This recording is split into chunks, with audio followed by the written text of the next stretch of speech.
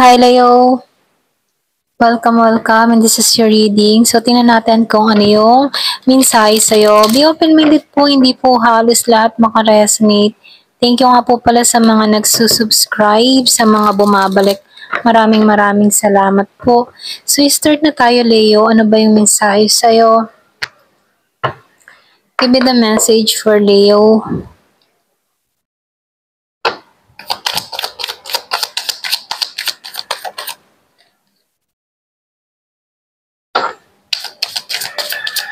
So, nafe-feel ko dito, no, andito ka sa pagmumuni-muni. Yung iba sa inyo, nag-isolate ka or pwede rin sabihin na nananahimik ka. Okay, meron kang mga pinag-iisipan dito. Excuse me po.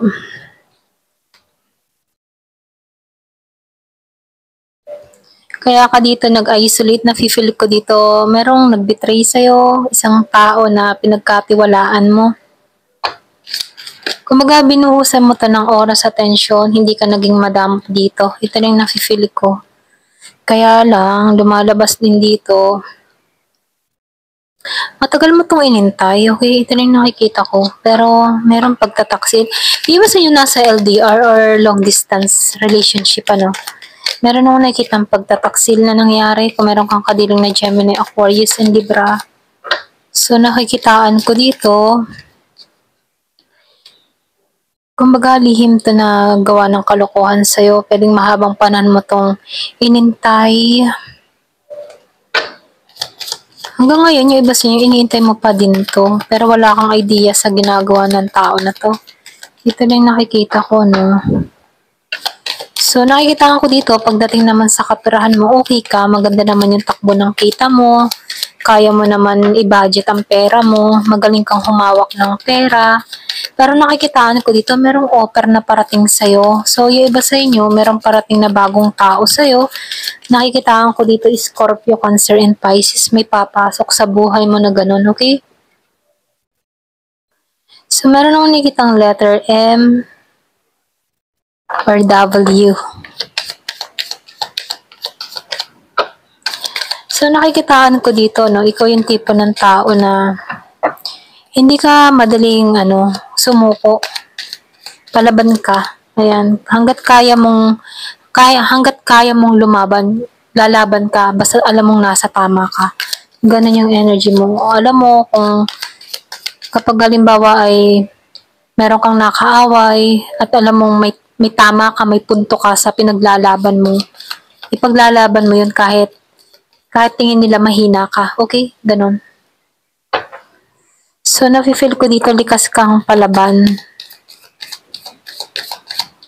Talaga may nag-betray sa'yo. Ito lang nakikita ko. Pwedeng nakaranas ka ng betrayal sa mga kaibigan or maging sa malapit sa'yo or pwedeng minamahal sa buhay, ano. So, nakikita ko dito, merong panlilin lang na ginawa sa'yo.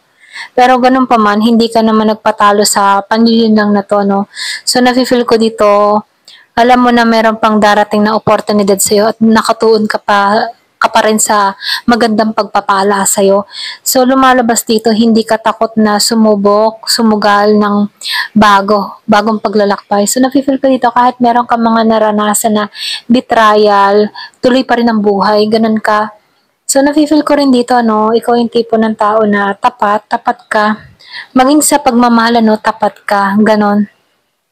Hindi ka rin madamot sa kapwa. Hanggat kaya mo magbigay, nagbibigay ka. Abot ng iyong makakaya. So, meron akong nakikitang magiging masagana dito.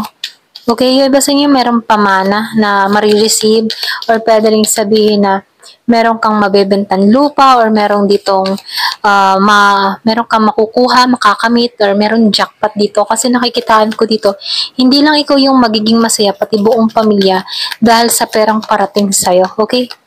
Kumbaga malaking pera tong darating sa'yo, ganyan.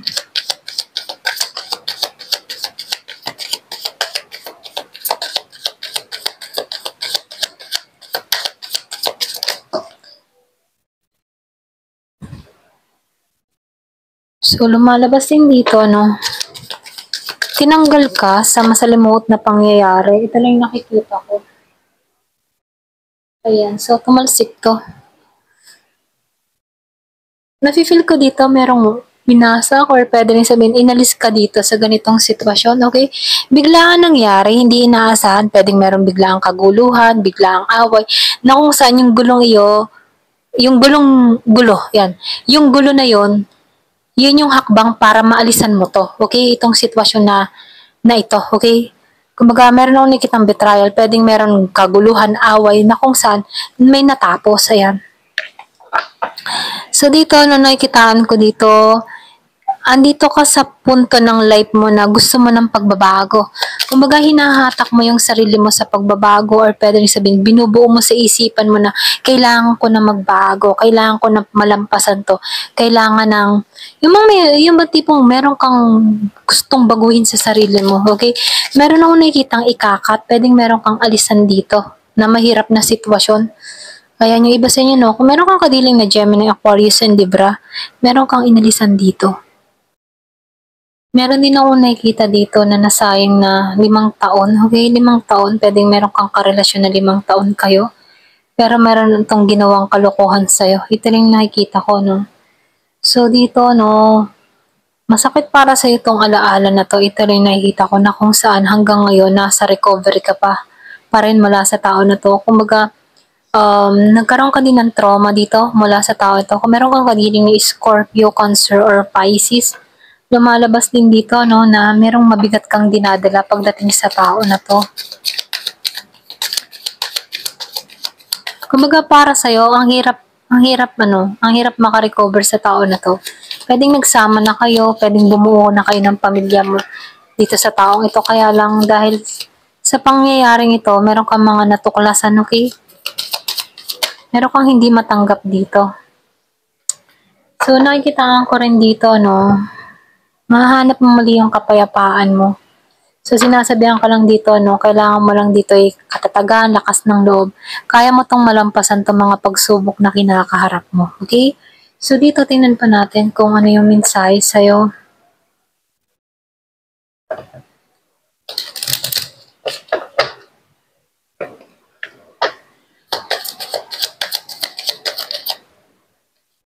So, meron child. So, yung iba sa inyo na mayroon kang anak mula sa tao na to. Meron akong nakitang Gemini, Aquarius, and Libra.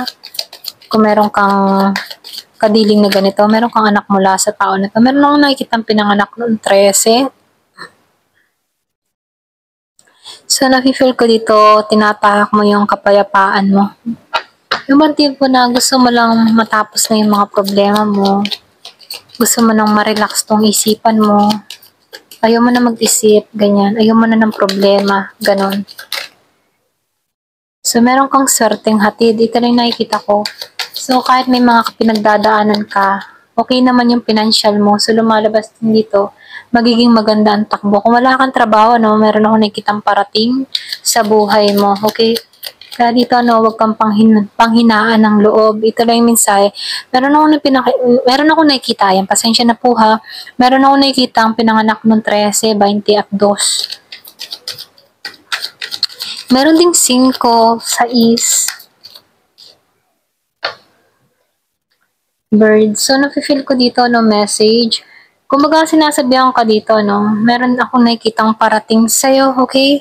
Yung iba sa inyo, magiging masaya ka dito. Meron akong nakikitang Virgo, Taurus, Capricorn na darating sa buhay mo. Pwedeng bagong pag-ibig to, nakakatok sa'yo. Okay? Nakikitaan ko dito, may hatid tong swerte itong tao na to sa'yo. Okay?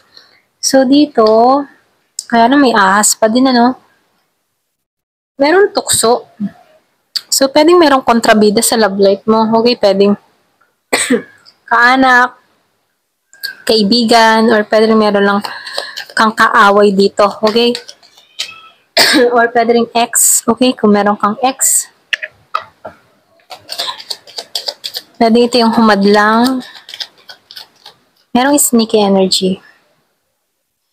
So, nafe-feel ko dito, no, merong separation na nangyari sa inyo ng tao na to, dun sa iba. Kung madalas mo makita yung 555, angel number 555, meron tong hatid na bagong simula sa'yo. Kaya sinasabihan ka dito, huwag kang malumo, huwag kang malungkot. Hindi pa katapusan, okay? Meron pang darating sa buhay mo na magpapabago sa'yo. So, dito, no, yan, meron nga darating lady. Tapat to. Ito na yung mensahe. Tapat tong parating sa buhay mo. Very young energy. Pwedeng merong kaibahan sa inyong dalawa. Merong spiritual love to. Kumbaga siya yung tipo ng tao na religyoso, religyosa, ganyan. Kumbaga nakikita ko dito, marami kang matututunan sa tao na to. Full of wisdom, kumbaga marami siyang karanasan na pwedeng maipamahagi sa'yo na kung saan magkakaroon ka ng aral mula sa taong ito. Okay? So, dito, cross. Yung sinabi ko nga kanina, religyosa, yan, lumabas nga ang cross.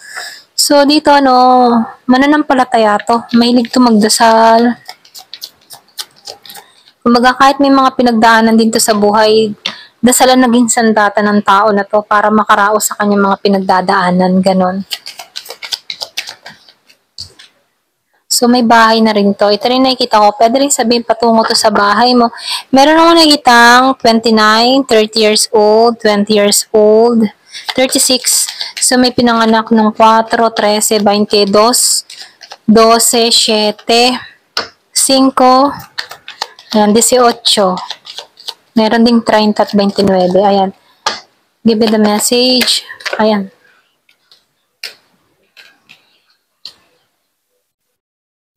Patungo to, okay? Mga totoo ang hangarin.